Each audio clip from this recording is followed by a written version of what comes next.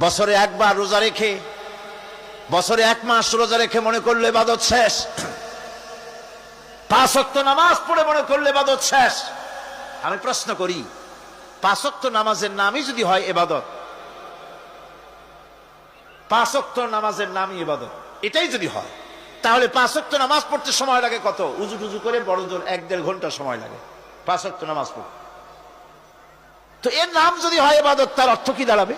অর্থ দাঁড়াবে আপনি 24 ঘন্টার ভিতরে 1 থেকে 1.5 ঘন্টার জন্য আল্লাহর গোলাম, বাকি 22 ঘন্টার জন্য শয়তানের গোলাম হতে কেউ রাজি আছেন? রোজার নামই যদি হয় শুধু ইবাদত, তাহলে তার অর্থ দাঁড়াবে বছরের ভিতরে একটা মাসের জন্য আপনি আল্লাহর গোলাম, আর 11 মাসের জন্য শয়তানের গোলাম হতে কেউ রাজি আছে?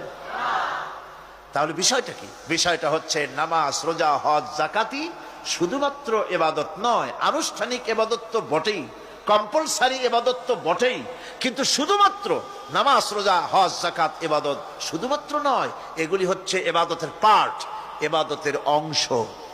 বরং জীবনের সব ক্ষেত্রে আল্লাহর হুকুমকে মানার নামই হচ্ছে। ভাইরা আমার,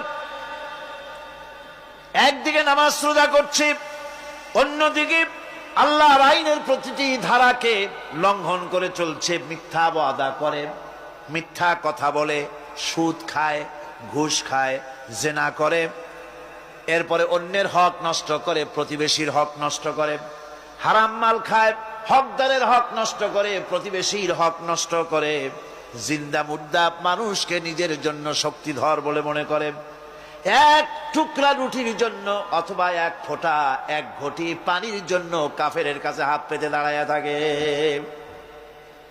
এই যদি অবস্থা হয়, এটাই যদি হয় ঈমান, আর এটার নামে যদি ইবাদত হয়, তাহলে এই পৃথিবীর মুসলমানের আজ লাঞ্ছিত কেন? আল্লাহর ওয়াদা কি মিথ্যা? নাউযুবিল্লাহি মিন যালিক। আমাদের ইবাদত যদি ঠিক হয়, যদি সত্যিকারের ইবাদত যদি আমরা করে থাকি, তাহলে ক্ষমতায় ইমানদারেরা নাই কেন? বিশ্ব জুড়ে মুসলমানেরা লাঞ্ছিত কেন? তাহলে বুঝতে হবে ইবাদতের মধ্যে বিরাট গরমিল করে ফেলেছি, ঠিক কিনা? লক্ষ্য করুন, যেই লোকটা হজ করতেছে, উমরা করতেছে, নামাজ পড়তেছে, মসজিদ মাদ্রাসায় চান্দা দিতেছে, ওই লোকটি আবার ব্যাংকের থেকে সুদের টাকা নিয়ে ব্যবসা চালাইতেছে।